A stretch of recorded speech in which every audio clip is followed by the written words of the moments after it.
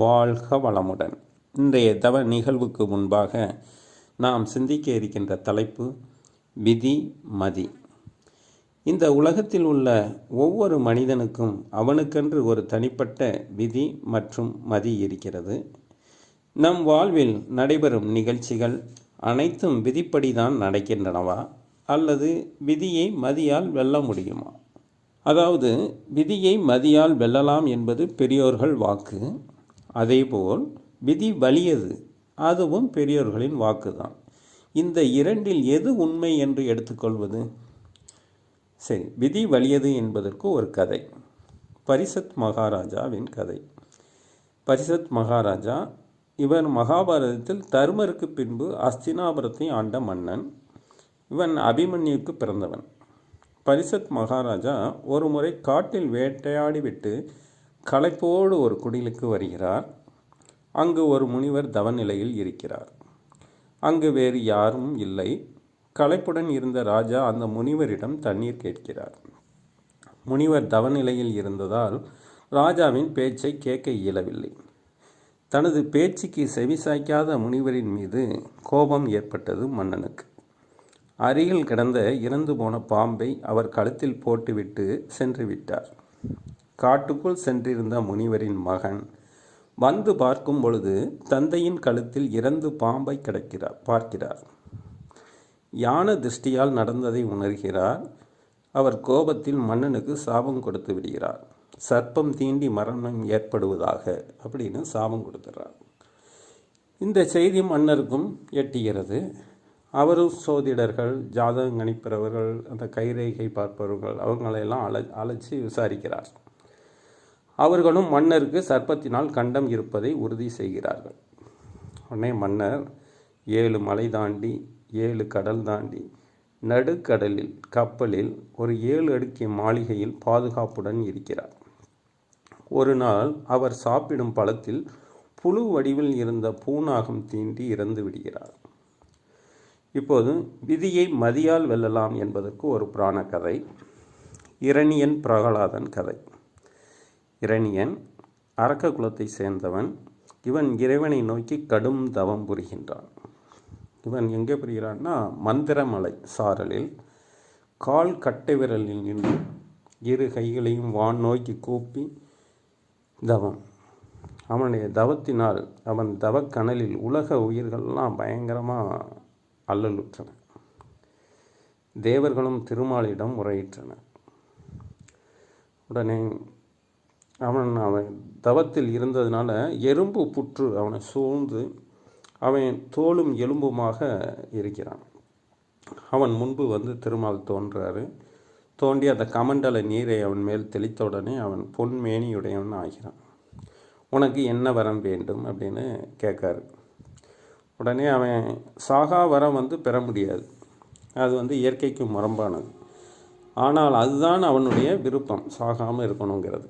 எனவே அவன் கேட்குறான் பாருங்க, எனக்கு வீட்டின் உள்ளேயோ வெளியவோ மரணம் நிகழக்கூடாது. என் மரணம் இரவிலோ பகலிலோ நிகழக்கூடாது.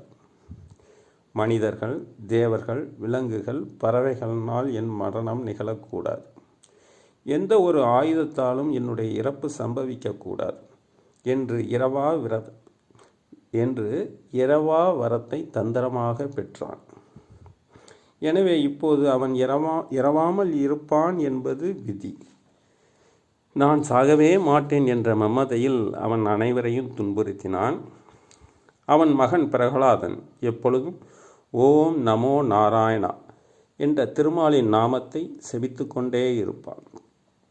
இதனால் இரணியன் அவன் மேல் கோபங்கொண்டு, உன் நாராயணன் தூணிலும் இருப்பார் துரும்பிலும் இருப்பார் என்றாயே, இந்த தூணில் இருக்கிறாரா என்று தனது கதாயுதத்தால் தூணை பிளக்க, உள்ளிருந்து மனித உடலும் சிங்கத்தலையுமாக நரசிம்ம அவதாரத்தில் வெளிப்பட்டார் திருமால்.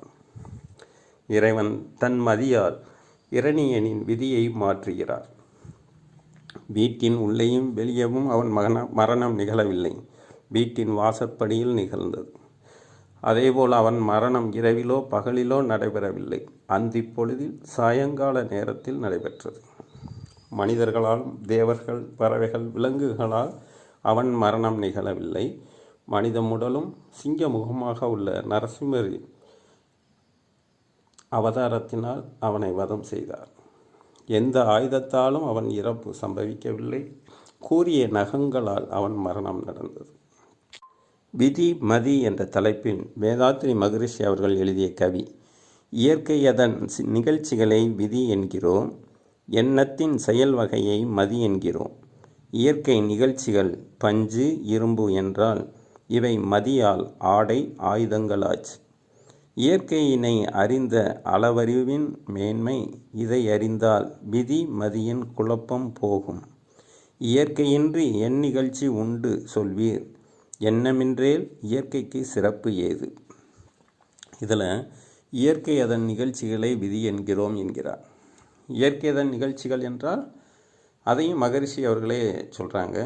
இயற்கை நிகழ்ச்சிகள் பஞ்சு இரும்பு என்றால், அதாவது இயற்கையாக நடைபெறக்கூடிய நிகழ்ச்சிகள். இப்போ ஒரு பருத்தி விதைன்னு எடுத்துக்கிட்டிங்கன்னா அதை பூமியில் நடுகிறோம். அது பஞ்சபூதங்களின் உதவியால், நிலம் நீர் நெருப்பு காற்றின் உதவியால் அது பருத்தி செடியாக அப்படியே வளர்கிறது. அதிலிருந்து நமக்கு பஞ்சு கிடைக்கிறது. இந்நிகழ்வு ஒரு விதி. இந்த இயற்கை நிகழ்வை நம் தேவைக்கு தகுந்தது போல் மாற்றி அமைத்துக் கொள்வது மதி. அதாவது பஞ்சு விதி. அதிலிருந்து நாம் நூல் எடுக்கிறோம், நூலிலிருந்து துணி, துணியிலிருந்து நாம் விதவிதமான ஆடைகளை உற்பத்தி செய்கிறோம். சேலை, சுடிதார், சட்டை. இந்த விதவிதமான ஆடைகள் என்பது மதி. அதுபோல் இரும்பு இயற்கையாக மண்ணில் இருக்கக்கூடிய ஒரு தாது பொருள். ஸோ இரும்பு விதி. இதை சுத்தம் செய்து உருக்கி நம் பயன்பாட்டுக்கு தகுந்தது போல கட்டில், பீரோ, இயந்திர பொருட்களாக மாற்றிக்கொள்வது மதி. ஸோ இன்னொரு எக்ஸாம்பிள் சொல்லணும்னா மிளகாய் இயற்கையாக கிடைக்கக்கூடியது. அந்த மிளகாயை அப்படியே சாப்பிட்டால் ஒரே காரம், அதனால் துன்பம். இப்போ இதே மிளகாயை சரியான கலவையில் ஒரு உணவில் கலந்து சுவைமிகு பதார்த்தமாக ரெடி பண்ணுவது மதி. மிளகாய் விதி, சுவைமிகு பதார்த்தம் மதி. இதே போலங்க தண்ணீர் மேட்டிலிருந்து பள்ளத்துக்கு பாயும், இது விதி. இது ஒரு மோட்டாரின் மூலமாக கீழிருந்து மேலாக செங்குத்தாக வாட்டர் டேங்க்கு மேல் ஏற்றி அங்கிருந்து பைப் கனெக்ஷன் எல்லா ரூம்களுக்கும் கொடுத்து எல்லா ரூம்லையும் தண்ணீர் வரவழைப்பது மதி. மனிதனால் பறக்க முடியாது, இது விதி. ஏரோப்ளேன் கண்டுபிடித்து அதில் உள்ள அமர்ந்து பறப்பது மதி. இதுபோல் இயற்கையாக நடைபெறக்கூடிய நிகழ்ச்சிகள் அனைத்தும் விதி. நம் எண்ணமும் இயற்கையாக எழக்கூடியது. கருமையத்திலிருந்து தேவை, சூழ்நிலை, பழக்கத்திற்கு ஏற்ப எண்ணங்கள் வந்து கொண்டே இருக்கும். வரும் எண்ணத்தினை செயல்படுத்தினால் விதிப்படி நாம் வாழ்வு அமையும். இந்த எண்ணத்தை செயல்படுத்தினால் அதன் விளைவு நமக்கு நன்மையா அல்லது தீமையா என்று ஆராயும் திறன் நம்மிடம் உள்ளது. செயலின் விளைவு நன்மையாக இருக்கும் பட்சத்தில் அந்த செயலை செயல்படுத்துவது.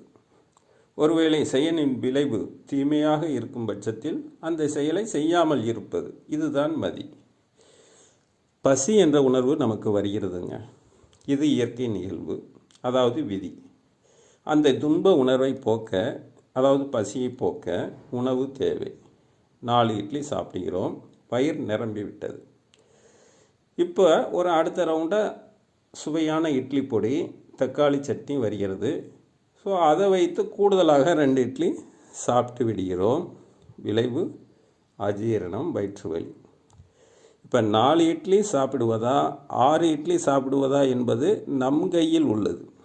4 இட்லி சாப்பிட்டால் மதியின்படி நடக்கிறோம் என்று அர்த்தம். 6 இட்லி சாப்பிட்டால் விதியின்படி நடக்கிறோம் என்று அர்த்தம். நம் வினைப்பதிவுகளே மனிதனின் விதியாக உள்ளது. விதியை எண்ணமாக நமக்கு வந்து கொண்டே இருக்கிறது.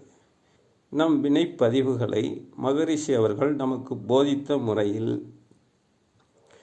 மாற்றினார். அதாவது உடற்பயிற்சி, காயகல்ப பயிற்சி, தவம், அகத்தாய்வு, அறநெறி வாழ்வு, இதை நடைமுறைப்படுத்துவதன் மூலம் நம் விதியை நம்மால் நிர்ணயம் செய்ய முடியும். என்ற கருத்தோடு இந்த சிந்தனை உரையை நிறைவு செய்கிறேன். வாழ்க.